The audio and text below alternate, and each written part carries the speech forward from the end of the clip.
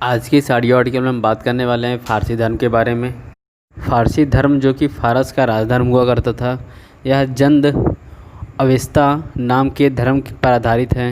इसके संस्थापक महात्मा, इसलिए इसे जरथुस्त्री धर्म भी कहते हैं। ऐतिहासिक रूप से फ़ारसी धर्म की शुरुआत 6वीं शताब्दी ईसा पूर्व हुई थी।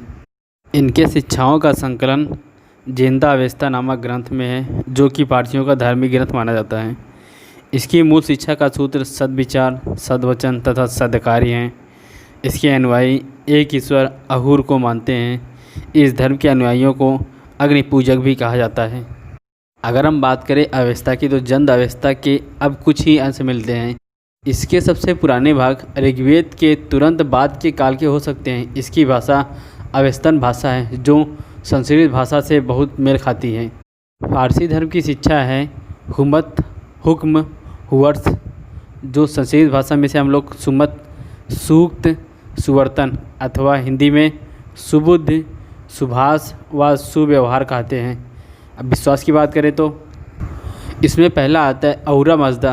पारसी एक ईश्वर को मानते हैं, जिसे औरा मजदा या फिर संस्कृत में असुर मेघा या फिर हिंदी में होर मजद कहते हैं। इसका वर्णन वैदिक देवता वरुण से काफ़ी मेल खाता है। दूसरा है अग्नि। अग्नि को ईश्वर पुत्र समान अथवा अत्यंत पवित्र माना जाता है। उसी के माध्यम से औरा मजदा की पूजा होती है। फारसी मंदिरों को अतिश बहराम कहा जाता है। दूसरा है स्पेंता अमेसा।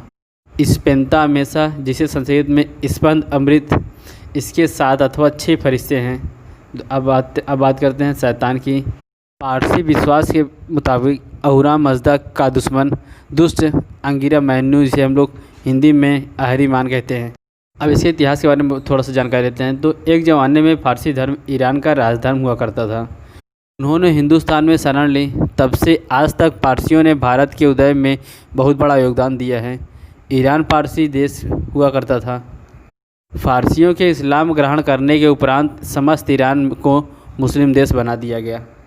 फारसी त्यौहार की बात करें तो ये लोग, इससे पहला हो गया नौरोज़, फिर खोड़दाद साल, फिर आता है जरथुस्त्रोनो, उसके बाद आता है गाह मेंबर्स, फिर आता है फ्रमवार देगन, फिर आता है पपेटी, उसके बाद लास्ट में आता है जमशोद नौरोज़।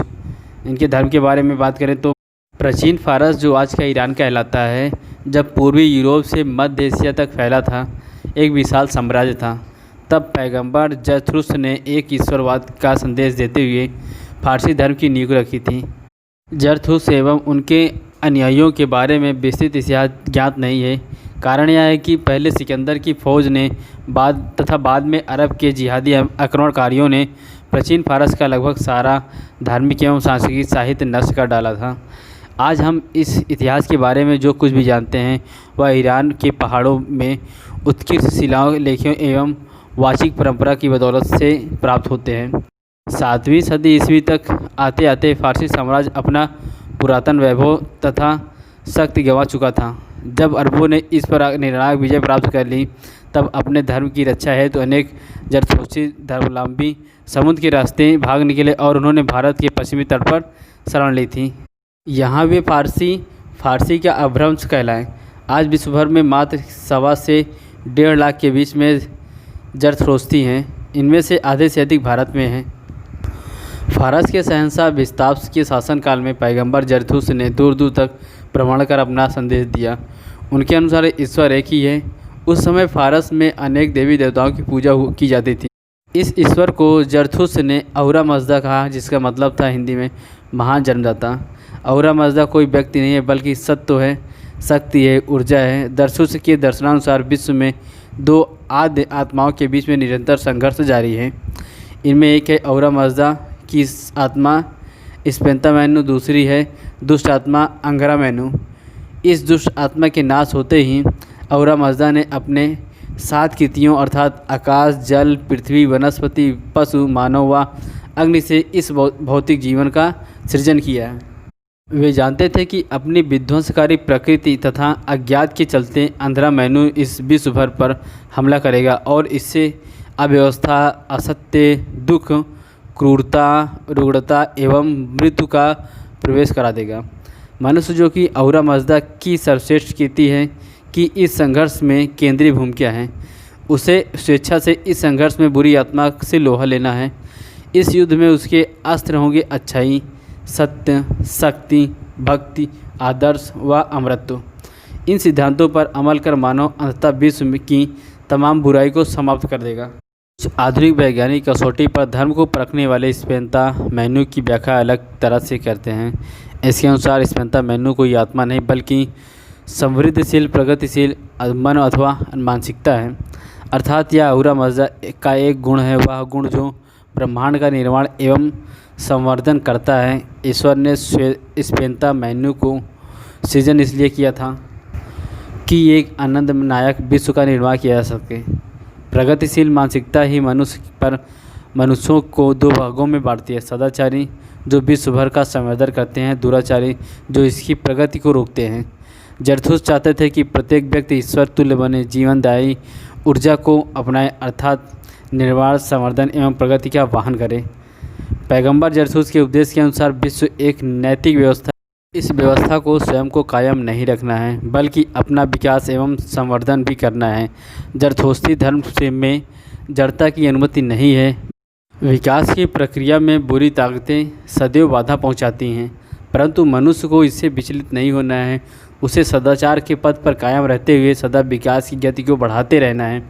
जीवन के प्रत्येक क्षण का एक निश्चित उद्देश्य होना चाहिए कि यह सात्विक जीवन अनायास शुरू होकर अनायास समाप्त हो जाने वाली कोई चीज़ नहीं है। सब कुछ ईश्वर की योजना के अनुसार होता है। सर्वोच्च अच्छाई ही हमारे जीवन का उद्देश्य होना चाहिए। मनुष्य को अच्छाई से, अच्छाई द्वारा अच्छाई के लिए जीना चाहिए। हुमत यानी सदिचार, हुक्त यानी सद्वाणी एवं हुवर्सत यानी सदकर्म जरथोस्ती जीवन पद्धति के आधार के स्तंभ थे। जरथोस्ती धर्म में मठवाद, ब्रह्मचार्य, व्रत, उपवास, आत्मदमन आदि की मनाही है। ऐसा माना जाता है कि मनुष्य कमज़ोर होते ही इनसे मनुष्य कमज़ोर होता है और बुराइयों से लड़ने की उसकी ताकत कम हो जाती है। निराशावाद व अवसाद को तो पाप का दर्जा दिया गया है। जरथुस चाहते थे कि मानव इस विश्व का पूरा आनंद उठाए, खुशी से रहे। वह भी जो करे बस एक बात का ख्याल अवश्य रखे कि सदाचार के मार्ग से कभी विचलित न हो। भौतिक सुख सुविधाओं से संपन्न जीवन की मनाही नहीं है, लेकिन यह भी कहा गया है कि समाज से तुम जितना लेते हो उसे उससे भी अधिक दो। किसी का हक मारकर या शोषण करके कुछ पाना दुराचार है। जो हमसे कम संपन्न है उसे सदैव देने का प्रयास करना चाहिए। जरथोस्ती धर्म में दैहिक मृत्यु को बुराई की अस्थायी जीत माना जाता है। इसके बाद मृतक की आत्मा का इंसाफ होगा। यदि वह सदाचारी हुई तो आनंद व प्रकाश में वापस पाएगी, और अगर दुराचारी हुई तो अंधकार व नैराश्य की गहराइयों में सदा के लिए चली जाएगी। लेकिन दुराचारी आत्मा यह स्थिति भी अस्थायी है। आखिर जरथोस्ती धर्म विश्व का अंतिम उद्देश्य अच्छाई की जीत को मानता है, बुराई की सज़ा को नहीं।